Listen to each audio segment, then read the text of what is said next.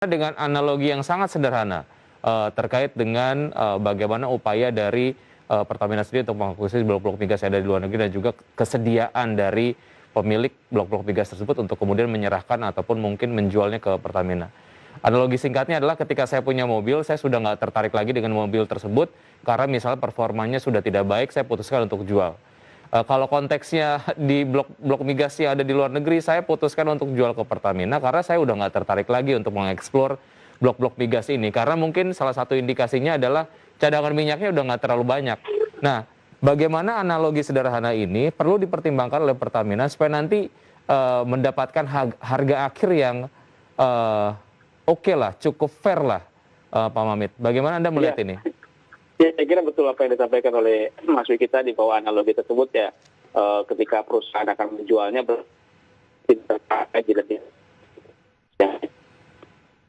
otomatis akan menjual akan menyampaikan bahwa terbebani secara otomatis ya lebih baik saya lepas saja. Kayak misalnya tadi mobil saya udah rusak nih, udah mulai rusak ya. Kenapa daripada nanti saya beban biaya untuk maintenance dan pergantian dan lain-lain spare part ya lebih baik saya jual saja gitu kan ya, jadi akhirnya bukan menjadi tanggung jawab saya. Saya kira itu bisa menjadi analogi yang tepat Mas Diki, dan mungkin ini menjadi catatan tersendiri untuk teman-teman Pertamina dalam hal ini subholding upstream di bawah pimpinan Pak Taufik Warman juga teman-teman yang lain terkait dengan masalah operasional.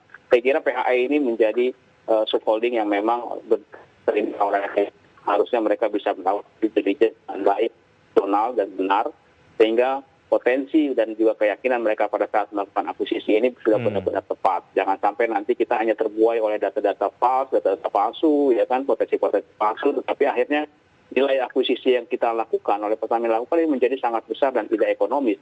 Mengingat tadi bahwa ternyata lapangan tersebut sudah tidak menarik, dari segi cadangan migasnya juga sudah berkurang, produksinya juga terus mengalami penurunan, gitu kan, indikatornya juga cukup tinggi, ya sudah lebih baik jual, gitu kan ya. Dan ini saya kira harus menjadi pertimbangan oleh teman-teman Pertamina nanti ke depannya pada saat rencana akuisisi ini harus dilakukan. Pertamina sudah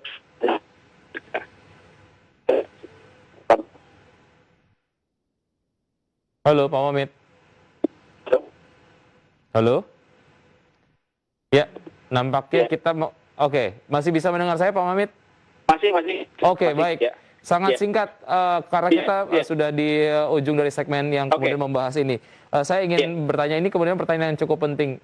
Pertamina punya uang nggak untuk melakukan akuisisi ini? Atau jangan-jangan setelah keputusan ini diambil, ada mekanisme-mekanisme pembiayaan yang nantinya akan menambah beban utang dari Pertamina sendiri? Ya, pastinya Pertamina akan mempunyai utang lah, tinggal mempunyai uang ya, tapi tinggal bagaimana mereka mencari uang tersebut. Salah satunya yang paling bisa dilakukan adalah global bond yang saat ini yang biasanya dilakukan Pertamina untuk mencari pendanaan.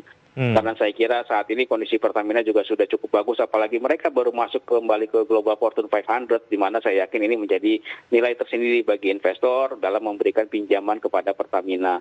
Dan saya kira rencana akuisisi ini memang mungkin bisa berjalan. Hanya saja yang saya ingin mengingatkan kembali Mas Yuki, mungkin tadi terputus ya. Baik. Jangan sampai Pertamina terjebak kedua kalinya untuk di lubang yang sama ketika membeli blok migas di luar negeri dengan harga yang cukup mahal.